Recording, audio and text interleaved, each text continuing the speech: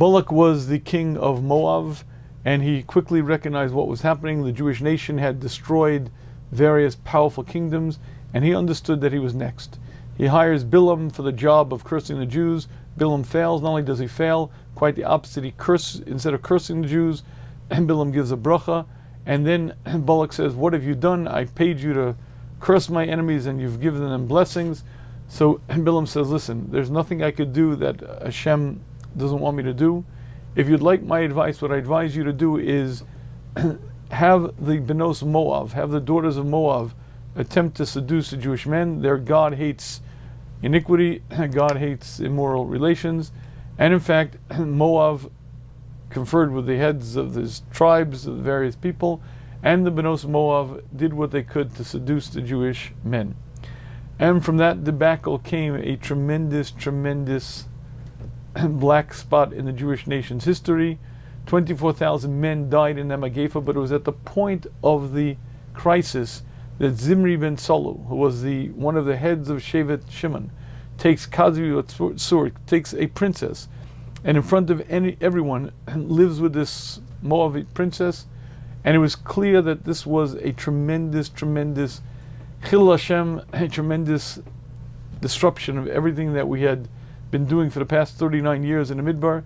And Pinchas sees what's happening. Pinchas goes in and literally, at the risk of his life, kills the two of them, and with their dead bodies on his spear, he puts them on the ground. When he puts them on the ground, the Magefa, the plague, stops. And again, 24,000 men had died, but that was it. It was done. And then this week's parsha begins with a very interesting pasuk. And pasuk says, "Pinchas ben Elazar ben Aaron HaKohen Heshivis Chamasi." Hashem says, Pinchas avenged my vengeance, and he took my vengeance, and because of that I didn't have to destroy the Bnei Yisrael. Lachein Emerlo, therefore stay in Inosin Las Brisi Shalom, he will have my covenant of peace. And the Surah says something very interesting on that pasuk. And the pasuk says that Hashem says he'll have my bris covenant of peace. Says the Surah, because of that, Pinchas lived for hundreds of years. Pinchas didn't die a normal death at 120 or whenever a person would normally expect to die. He lived hundreds of years because it is bris shalom, because it is covenant of peace.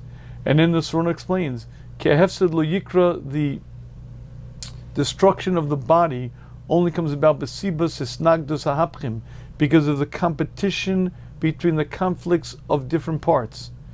And says the Surah, Pinchas is granted this bris shalom, this bris of peace, and because he had peace, the normal conflict within the person wasn't there, and because of that, he lived hundreds of years.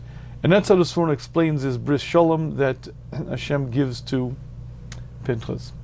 And the only problem with this Surah is that it's very difficult to understand, because the Surah is not saying that Hashem gave Pinchas a special bracha, gave him arichas yomim, gave him long life.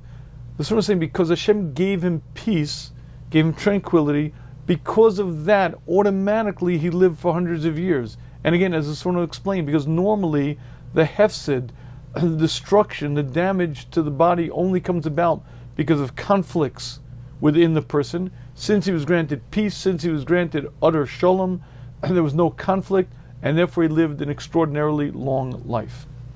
And this is a very interesting comment by the Surah. The only difficulty with it is it seems to argue with medical science, meaning we know that the human body was designed to last a certain amount of years. The human heart will beat. It'll beat 80 million times in a person's lifetime, but eventually the heart wears out.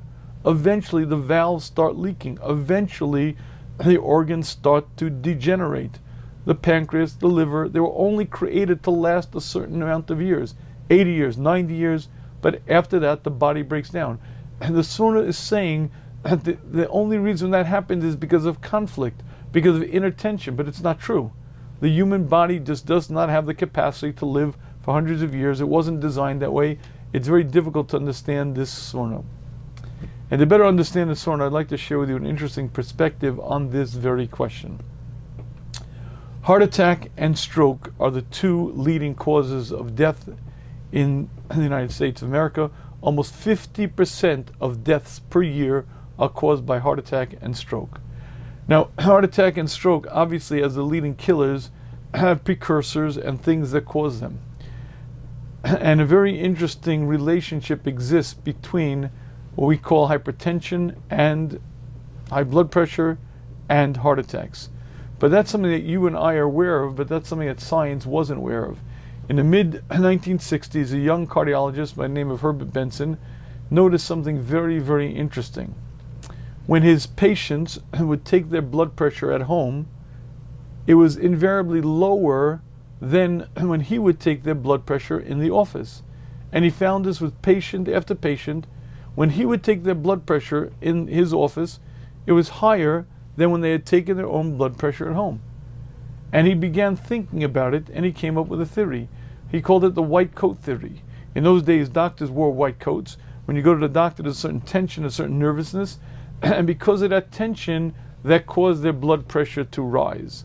Now, I want you to understand something. At that point in time, it was known that high blood pressure was a major cause of heart attacks, of stroke, but no one knew what caused high blood pressure.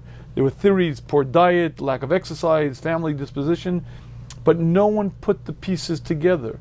Herbert Benson started analyzing, started studying, and he said there seems to be a correlation between stress, anxiety, tension, and high blood pressure. And he began studying it. And he found it to be rather closely correlated. But because he was a doctor, a physician, he wanted to study it properly.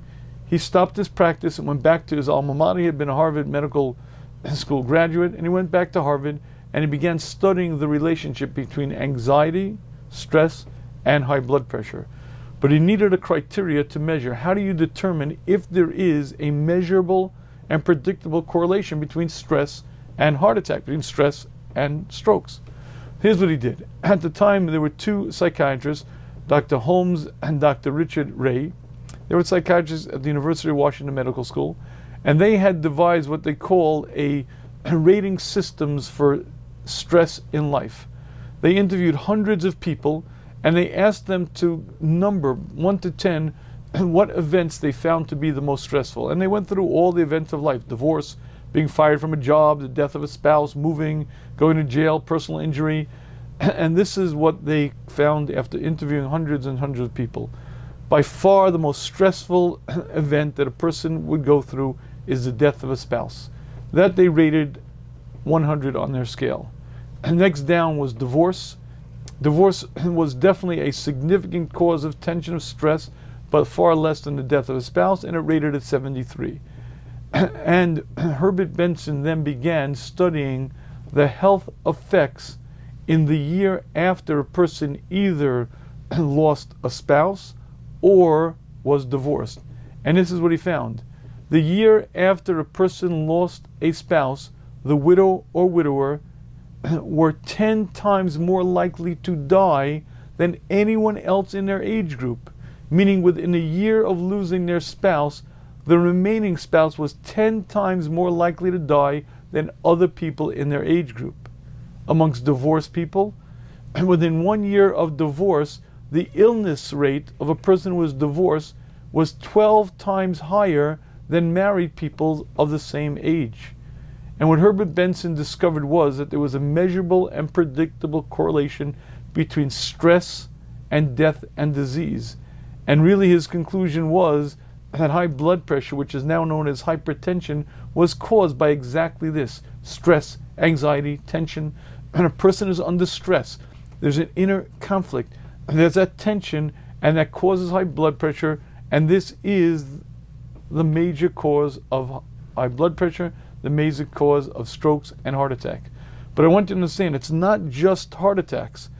He began studying, and it's now become rather accepted in most medical societies that everything from allergic skin reactions to asthma to herpes, diabetes, dizziness, all types of pains, arthritis, are made much worse because of this thing. And as a matter of fact, at this point, almost 2/3 of doctors recommend some type of meditation, some type of relaxation technique, because it's become an accepted medical fact that tension, anxiety is a damaging factor in your health. The House of Representatives in 1999 allocated $10 million for the study of this. Why? Because as in their words, the committee recognized that stress contributes to a host of medical conditions and current pharmaceutical and surgical approaches cannot adequately treat stress-related illness. And this became the great finding of Herbert Benson. Anxiety, stress causes many, many health issues, especially heart attack, stroke, but across the gamut. And ironically, this is something that the Sforno taught us over 500 years ago. You see, that's exactly what the Sforno says. The human body as we know it will only last 70 years, 80 years, 90 years, because we have conflicts, we have tensions, we have anxieties, we have worries. And this nagdus hahapchim, the competing parts, the conflicts, that's what causes the degeneration of the body and the damage to the systems. Hashem says to Pinchas, Nasasil brisi shalom, you're given my covenant of peace, because you'll have utter tranquility, because of complete equanimity, because you'll have peace. There's not going to be a conflict, there's not going to be any of that inner tension, and therefore Pinchas lived for hundreds of years. And this is a very, very eye-opening concept that the Sforno is teaching us, and it's something that has many, many applications. And let me share with you the most obvious. The most obvious is there's a mitzvah that guards one's health. Shmartem ma'odis nafshasechem. And if you understand that cigarette smoking is very, very bad for your health, being overweight is very bad for your health. As much as those are damaging, anxiety, tension, nervousness is equally as bad and maybe even worse. And that alone is an important concept to know, because what it means in plain, simple language is anytime I get angry, furious, anytime I'm fear, trepidation, I'm damaging my health. And that should be a tremendous motivation to work on bitachon, to work on amidos, and to stop and say, who runs the world? To step back and say, okay, this dread, this fear, maybe it's time for me to start working on my emunah. And this alone is an important concept, because again, it is a mitzvah to guard one's health. And when I understand that if I work on this area, I will live longer, have a better life, meaning not just my moods, not just my temperament, but my physical health will be greatly impacted by my nervousness, tension, anxiety, or the opposite. And that alone is a very important lesson. But I personally have much bigger fish to fry, because there are many, many inner conflicts that have nothing to do with anxiety and nothing to do with emotional conflicts as we normally think about them. And I'll explain to you what I mean. Have you ever heard of something called Jewish guilt? Jewish guilt. Jewish guilt. Now, if you're a student of the 60s, you know that guilt is bad. Guilt is throw away your inhibitions, just give in. You have to become free of those shackles. I'd like to share with you, not only is guilt a powerful tool, it's one of the greatest tools that a human being was given. And I'll explain to you why. You see, guilt is a voice inside that tells you exactly what to do, when to do, and how to do it. Because when Hashem put you into this body, Hashem didn't just put you into the body without guides, without an approach. You, the one who thinks, the one who feels, were taken from under Hashem's throne of glory, and a part of you knows exactly what to do, when, and how. You see, I am in utter conflict.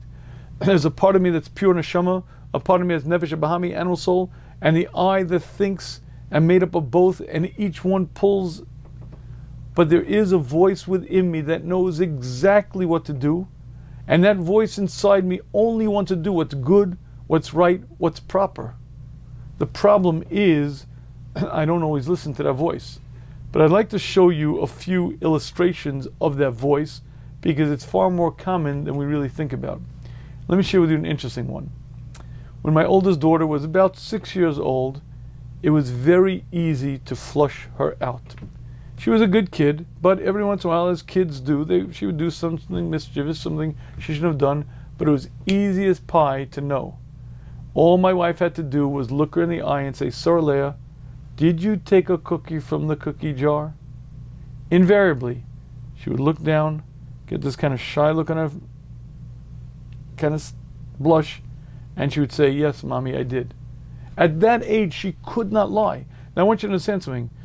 She very much wanted to a little girl being able to take the cookie and not being caught was a very big deal. But there was a voice inside her that said, how could you lie? You can't say to mommy that you didn't take the cookie when you did. And she was transparent. Children are very, very easy to read. But as children grow up, something interesting happens.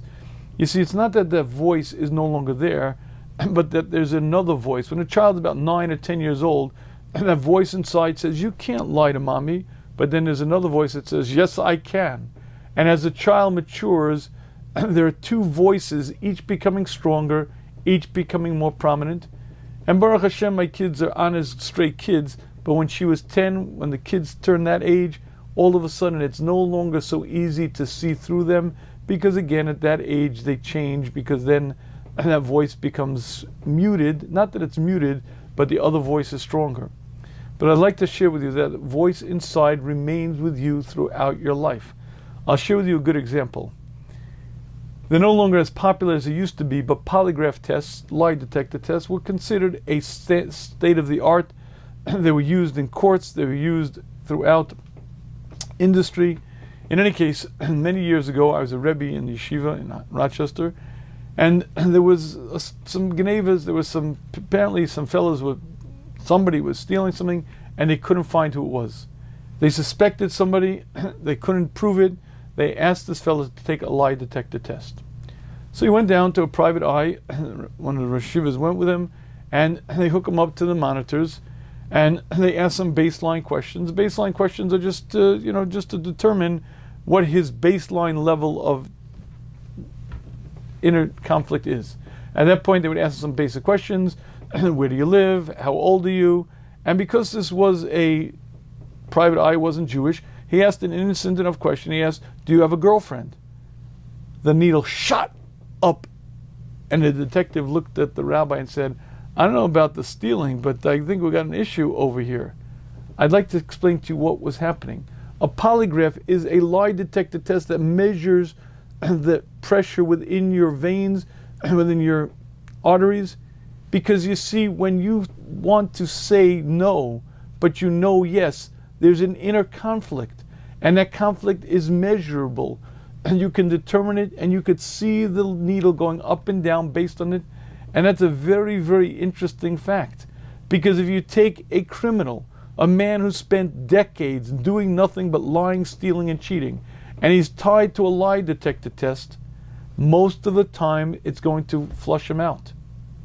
Even though he's practiced the questions, even though he said to himself, I'm just going to deny it, I'm just going to deny it. But when they asked him that question, where were you on the 15th of December? As he's saying the lie, there's a voice inside him that says, it's not true, but I want to say it. But it's not true, but I want to say it. It's not true. And there's a conflict. That conflict is measurable. That conflict shows itself, and that is the voice inside that all of us have. And that is my neshama that's telling me, that's not right, that's wrong. And by the way, and my Rebbe, the Yeshiva Zatzal, said, what do you do?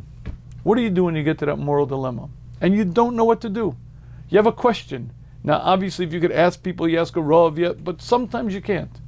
And sometimes you're going to have to call the shot on your own, and there is no guidance. What do you do? And the Yeshiva said, I have a system that I guarantee will work every time. All you do is you close your eyes and ask yourself, what do I think is the right thing to do? But stop. What do I think is the right thing to do? And if you listen carefully, the first response is exactly the right thing. If you put away your agenda, put away the what ifs, but I don't want to, and if I do it, what do I think is the right thing? Intuitively, instinctively, you'll know, because you have a part that was brought from under Hashem's throne of glory, and that part knows exactly what to do. And if you could train yourself to ignore the what ifs and the buts and the I don't wants, and if you just train yourself to listen, you'll know exactly what to do every day, all day, because you were born with a very clear GPS for the soul, and that GPS is your neshama. And because it knows exactly what to do when, and it will guide you as long as you listen to it. And now I'd like to share with you one of those very interesting phenomena of our world.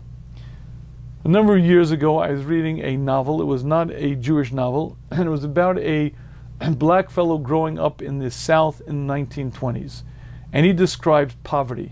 He says he was hungry morning, afternoon, and night. He never knew what it meant not to be hungry. He spent his entire youth hungry. In fact, he describes he was so hungry that one day he's walking to school and he saw a neighbor had a garden hose that was left out. And he turned on the spigot and he put the garden hose in his mouth and he drank and he drank and he drank and he filled his belly and he solved the hunger pangs. His stomach was filled and he no longer felt those hunger pangs, and he continued walking to school until 20 minutes later when the water passed and he was more hungry than he was before. I believe that many, many people are drinking, trying to fill themselves when they're hungry. And what I mean by that is there's an inner emptiness, an inner vacuum within them. And they try to fill that with so many different things. They try to fill it with money and luxuries and comforts and maybe honor. But there's an inner hunger. An inner hunger, and if you don't fill that inner hunger, you will be miserable. That inner hunger is exactly what you were put on this earth to do. Hashem created us to grow and accomplish, to change the essence of me. And there is a very deep yearning within me to be a better person, to improve, to change my midos, to learn better, to daven better, to become a better person.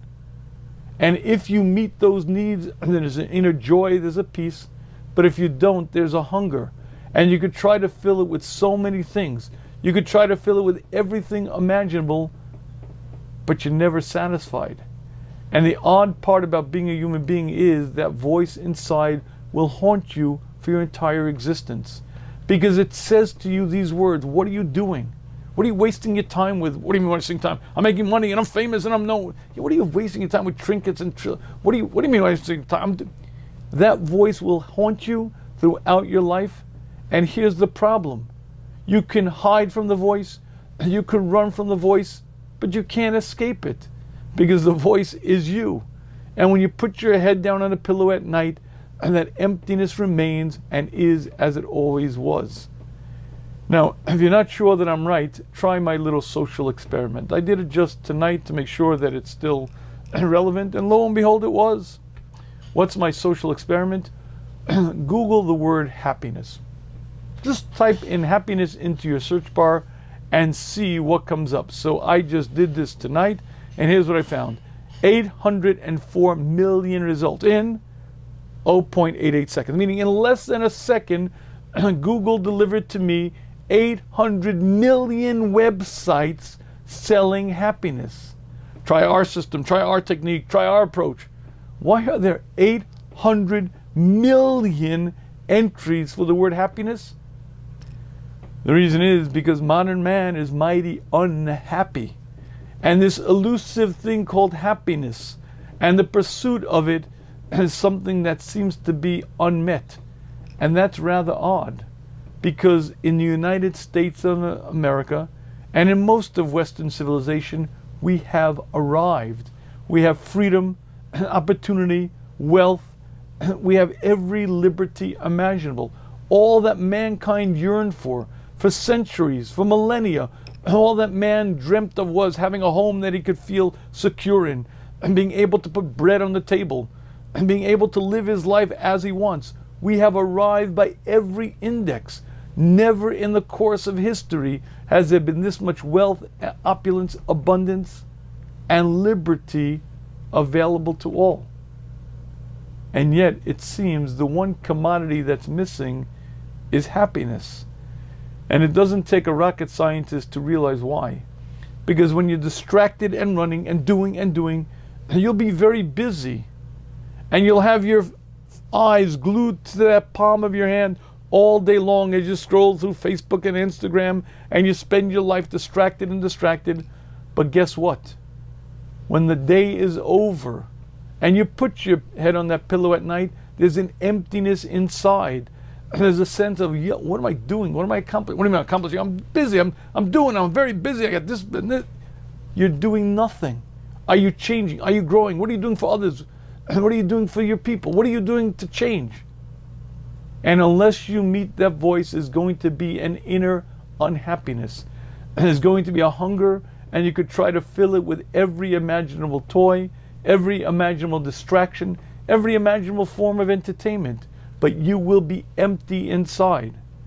And if you just look around our modern world, you see the most distracted, unhappy generation probably in the course of history. Never before has there been this much available, and never before has there been this much misery. And it's so odd, because we have cures for diseases, cures for pain, and we live in comfortable homes. We have air conditioning, we have heat, we have every imaginable comfort that generations ago couldn't even begin to envision or imagine, and yet we're not happy. And again, the reason is because unless you understand what happiness is, unless you understand what you need as a human being to be happy, you won't be happy. I mean, you'll find various solutions to being happiness. Happiness is a bag of potato chips. Happiness is knowing there's food somewhere you haven't tried. Anyone who says money can't buy happiness doesn't know where to shop. And you can find entire slogans, and some of them comical and some so not so comical, but often describing the way people really, really live. And unless you're going to grow and accomplish, unless you're going to set real goals, unless you're going to be able to answer to yourself, what did I do with my 24 hours? I woke up this morning, I'm now going to sleep. What have I done in that time? I was busy. What did you accomplish? And what did you bring for the world to come? And what changes have you brought in this world?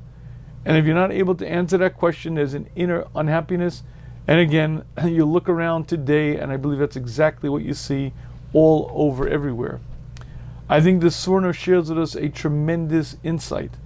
And that is, Hashem said to Pinchas, you're going to have a covenant of peace. And because of peace, says the Surah, Pinchas lived hundreds of years. Why? Because it's only the conflict of the opposing parts. And it's only that conflict that causes the destruction to the body. And that's something that Herbert Benson discovered in the early 60s. And that is anxiety, tension causes high blood pressure. But not just high blood pressure, which causes strokes and heart attack. It causes so much destruction to the human body. Why? Because the conflict, the I want, I don't want, I do, I don't, nervousness, anxiety, tension, it's destructive to the body. And that again alone is just on a physical perspective alone is important to recognize. It's important to stop. It's important, by the way, it's important to take vacations. I say this often, 3-4 times a year. You don't have to go to the Hilton. You don't have to go to some exotic place. A simple vacation. You go with your wife. If you're single, you go 2-3 days, 4 days, longer if you can. You need breaks. You need to relax. You also need to exercise. You need time to be a human being. Because if you don't take the time to do that, you're going to cause damage to yourself. And again, just from a physical perspective, and just from a ushmartem es nafsho sheichem, it's important to recognize that nervousness, tension, anxiety destroys my health, destroys my body. But again, the bigger picture issue here is why we were created and what we're doing here.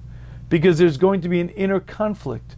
If you and you are not at peace, then there won't be a conflict of tension and anxiety. There'll be an inner conflict of that voice inside that says, what are you doing here? What are you accomplishing? And that voice is going to say, yuck. And you're going to say, what do you mean, yuck? Yuck, yuck. What are you wasting your time? What do you mean? I'm doing things. I'm very busy.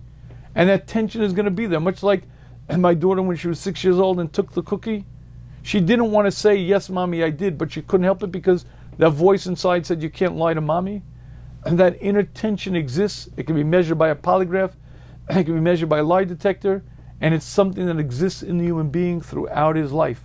That voice is your neshama, your GPS to the soul that guides you in exactly what to do when. As the Shiva Zatzal said, if you want to know what to do in any moral dilemma, all you have to do is ask yourself, what do I think is the right thing to do? And if you ignore the buts, the what does it mean, what is it, just what do I think is the right thing to do, you'll know. How will you know? Because you were pre-programmed to do everything noble, great, and proper. And there's a part of you that only wants to share, only wants to care for others, only wants to serve Hashem properly. that part of you is that voice inside. And the problem that we face is that if you answer that voice, there's an inner peace, there's a happiness. But if you don't answer that voice, there's a conflict, an everlasting conflict that never leaves you. And you could try to fill that voice, and you could try to fill that void, but like that fellow who filled his stomach to eliminate the hunger pangs, but drinking really doesn't satisfy you. And many people spend their life pursuing so many things, so many interests, and so many things, all to fill that emptiness. But guess what? It never works, because it's drinking when you're hungry, and it doesn't help. And I believe this surah is a tremendous concept, because it lets us understand on a fundamental level, A, the greatness of a human, how we're created for tremendous accomplishments, and B, how ultimately to be happy. Because Hashem wants that. Hashem created us in a way that if we live our life as we're supposed to, we'll be happy in this world, accomplish what we're here for, and there'll be inner peace. But if you don't, all bets are off. You're going to be in conflict with yourself, constantly running against your grain, constantly living in utter misery because you're in battle with yourself. And I'd like to conclude with one last example of this very concept, and that is Henry Ford. Now, Henry Ford was a great businessman. Henry Ford was a captain of industry, and he was a tremendous inventor. He was one who really, it was his idea, the assembly line was his gift to industry. And again, he was a great innovator, a great businessman, but he was a lousy human being. As a matter of fact, Henry Ford used to brag about the fact that he never did anything for anyone. He was proud of that, and that was what he prided himself on. In any case, one day Henry Ford is walking along a country road with a friend of his, and as the two of them are talking, they hear some yelps, some cries off in the distance, and Henry Ford walks over to see, and he finds a dog who got caught in a barbed wire fence, and the dog couldn't get out. So Henry Ford walks to the side of the road, he goes off to the barbed wire, gently pries the barbed wire out of the dog's skin, and the dog runs off, and Henry Ford goes back to his friend. They continue walking. At that point, his friend turns to him and says, "Henry, I thought you were the guy who says you never do anything for anyone but yourself. Why'd you do that?" Henry Ford looked at him and said, "That was for me. The dog's cries were bothering me. I couldn't help but do it." Now, that's an interesting example of a person whose soul has shriveled up to the size of a prune. But even Henry Ford could not help but feel the pain, couldn't help but try to do something, because that's the way Hashem created him. Because any human being, no matter how far off the path he goes, still has a neshama, still has a part of him that cries out for pain of others, still feels others' pain, still wants to grow, still wants to accomplish, and even he could not destroy it.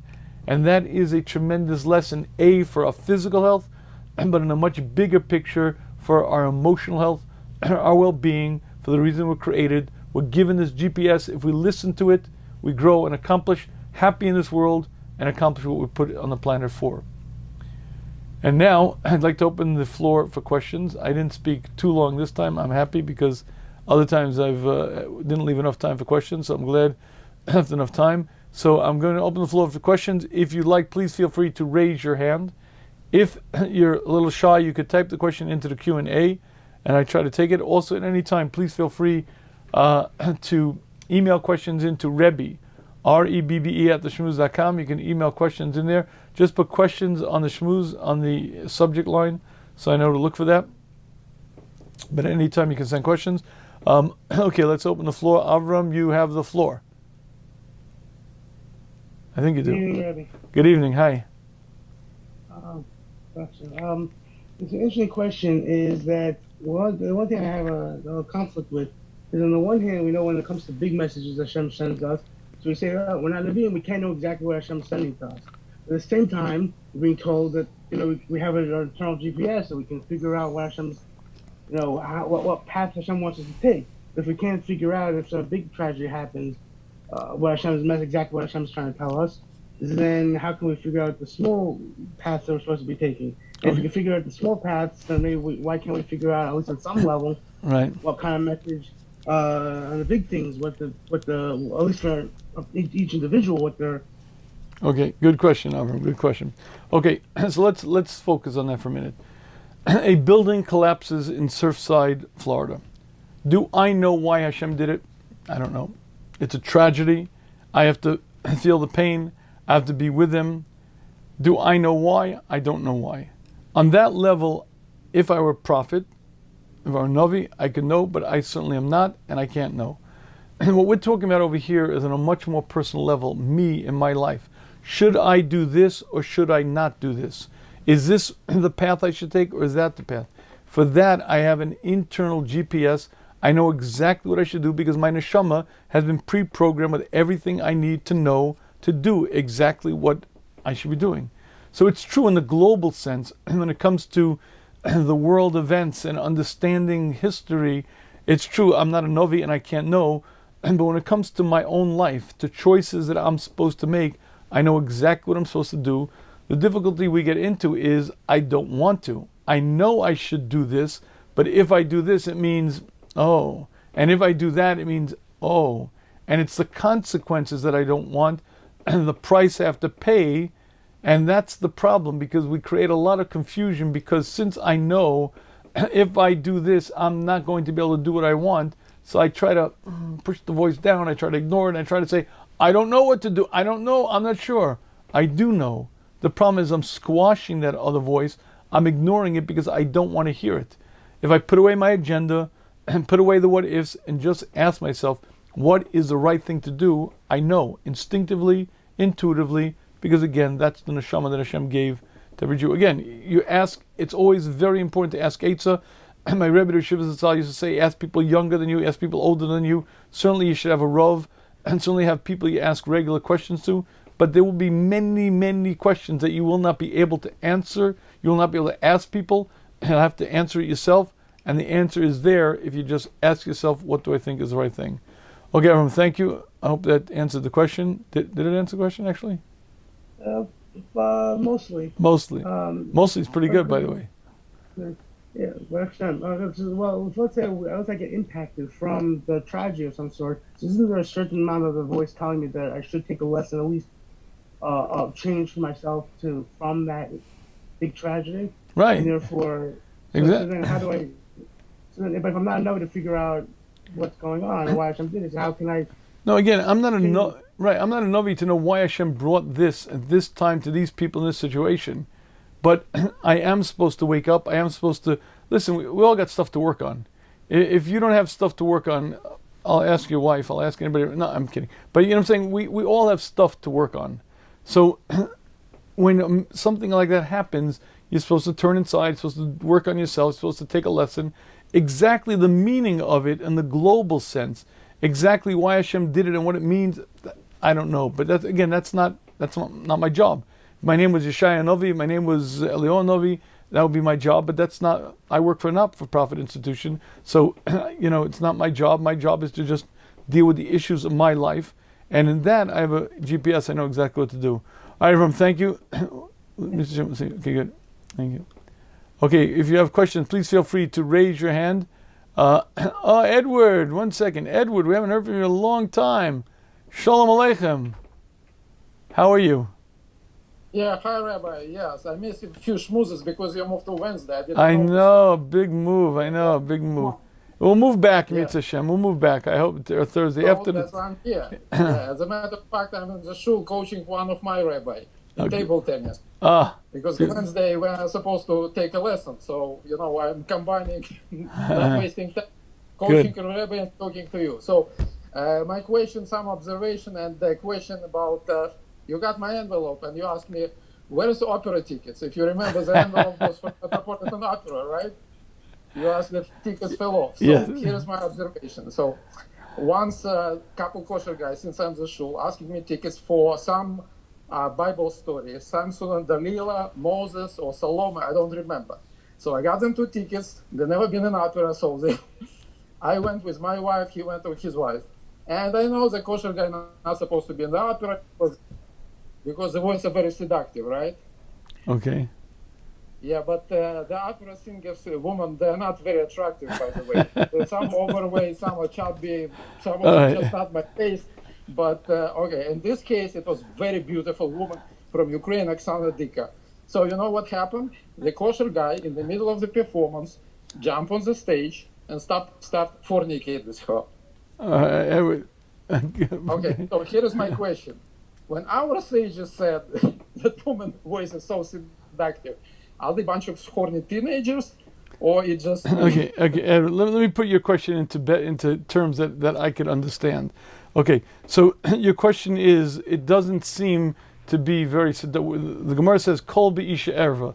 A woman's voice is considered, let's call it seductive, and it doesn't seem to be true. What does it mean? All right, so let me be very, very candid. We live in a hyper-sexualized era. Things that we're exposed to on a regular basis today are so absurd, so beyond the norm. If you go back in history 200 years ago, 400 years ago, no one ever did, not normal people. You know, you can find me the Greeks were somewhat, but at least in their home, their own wives, they didn't run around like, in the course of history, I don't believe Sodom and Amorah were anywhere near where we're at in terms of what's happening. So in any case, the point is as follows. On a regular basis, a person is bombarded with things he's not supposed to see, things he's not supposed to hear. And you're right, there's a certain point where a person could become almost, I wouldn't say immune, but a person becomes deadened and it no longer has the impact. And in fact, a lot of people have problems because of that in their marriage, because their eyes are constantly outside and they're no longer attracted to their own wife, etc., without getting involved in details.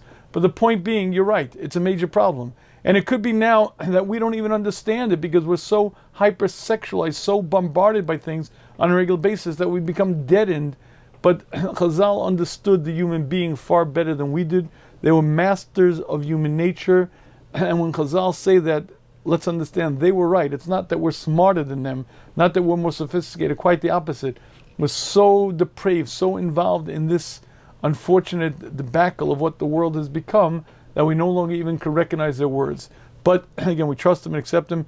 I hope that helps a little bit, Edward, and we'll see you. I'm going to look at those articles you sent. Thank you very much, and good hearing from you. Okay, good night. Thank you. Thank you. Okay, please feel free to raise your hand if you have a question, or you can type them in. Please feel free. You could raise your hand. If you're shy, again, you could type it. Okay, Ronnie, you have the floor. Hi, Rebbe. How are you? Good. Hi. Shalom Aleichem.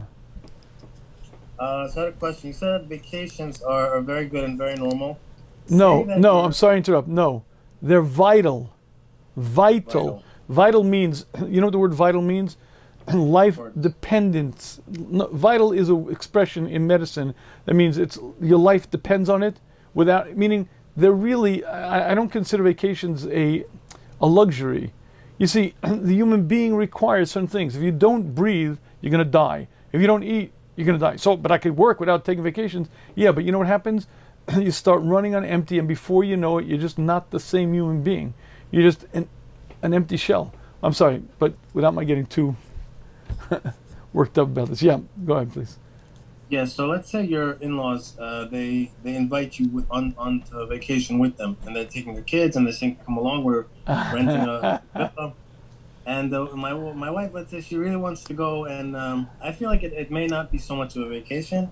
So what's the correct way to go about that? Okay, so there are two questions there. Let's deal with the first one. The first one, is that a vacation? The answer is no. Let's start with the following. Vacation, if you're married, a vacation with your kids is not a vacation.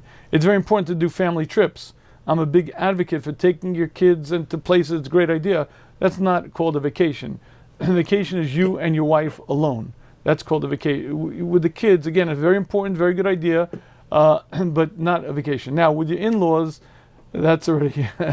that brings a whole nother level of complexity to the question. So, whether that's a vacation, the answer is no. Should you go?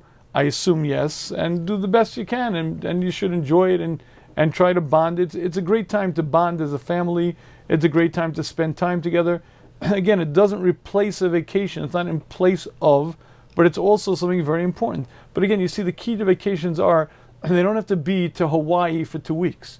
You could take a place, I'd say this all the time, 2-3 nights in a hotel. It doesn't have to be the fanciest place in the world, but it's a break. You get away, you do things together as a couple, it's a break from the routine. That kind of thing I think most of us can do. When we think about vacations, we think about a luxury yacht to Alaska. I'm going to fly to the Alps. That, you're right, most of us can't either afford it, whether it be financially or time-wise. But I think pretty much all of us can afford a 2-3 day break where you just go away. If you're married, you go with your wife. Not you go alone. But the point is, you go to recharge your batteries, to take a break, because that's what we human beings need to remain emotionally healthy and productive. Yeah, thank you. Okay. I just had one more question. You have time for another question? Yeah, please, go ahead. Okay, so my wife, she likes to speak in shuls and organizations for girls, and she likes to give shurim.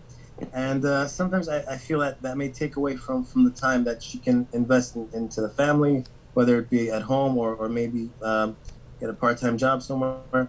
Is it right for me to say, like, lessen the kiruv, or should I let her follow her passion? Wow, you're asking me that question. And does she know you're asking me that question? Yeah, she's listening. So that's what I'm saying. For you to ask a question, I don't like it. If she'd ask me the question, I would gladly answer it. Are you asking for her? Yeah. Okay. It's both of our questions, she's saying. No, so I'm not going to answer. If it's her, I'll answer. Is it her? Okay. Is she in the background saying yes? Yeah. Okay, good. Then I'll answer her question. The answer to the question is your first priority. Honestly, your first priority is your family. It's your family first. That means your husband, your kids, that's your first priority. And when you've done that, and you really can, then you can turn outward. By the way, when my kids were little, I once said something interesting to my wife. I asked her to stop. I told her, I don't want you baking challah. I don't want you baking challah. Now that's a very interesting thing for me to ask my wife, because Allah and Shulchan Aruch, Ramos says it's a minhag to bake challah every Shabbos.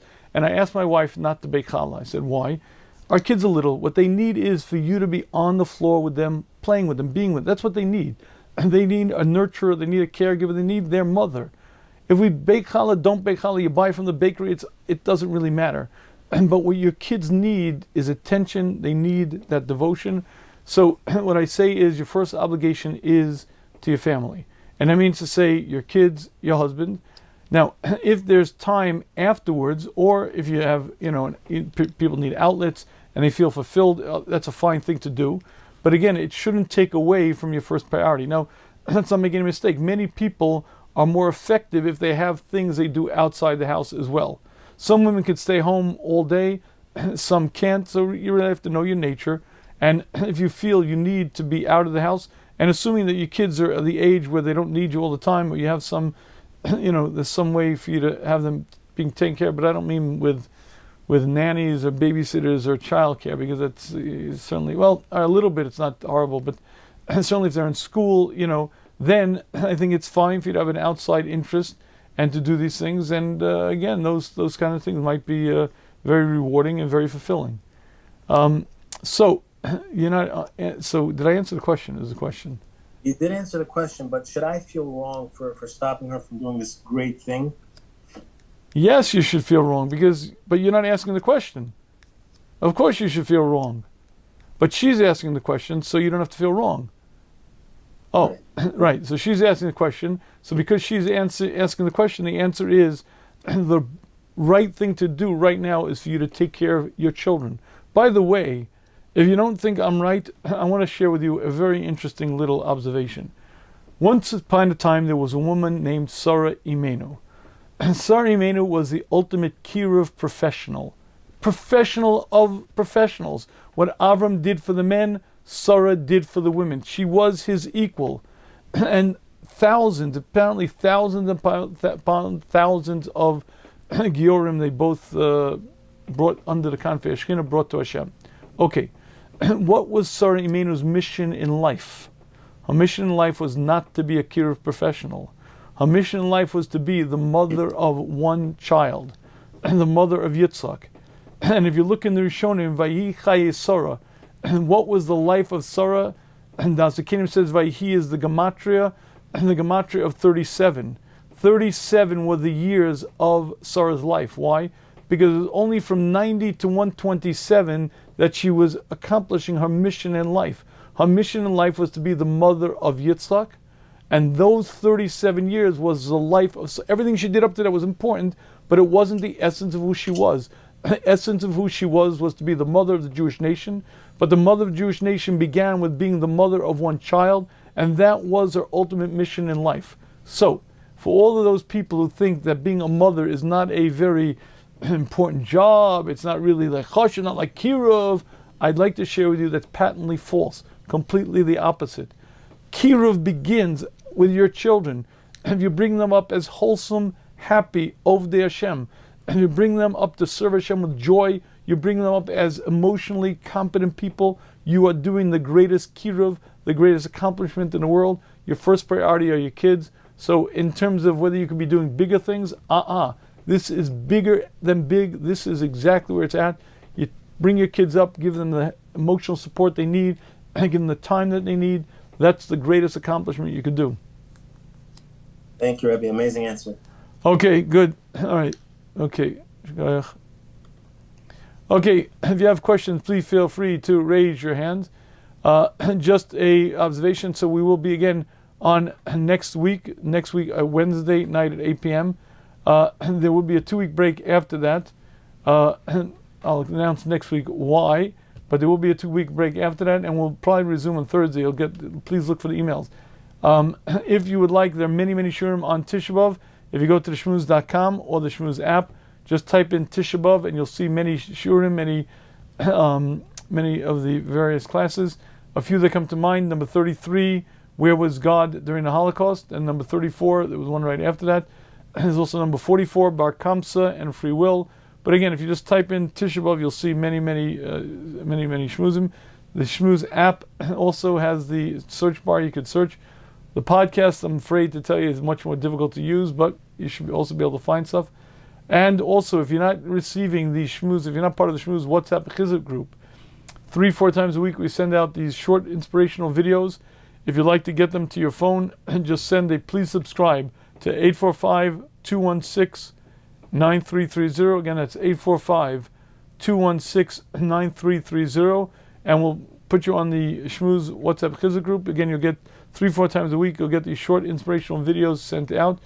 You'll also be able to keep up with all the news of the various shurim and etc. Okay, thank you very much for joining, and I hope you'll join next week, Wednesday at 8 p.m. Have a very good week. Thank you.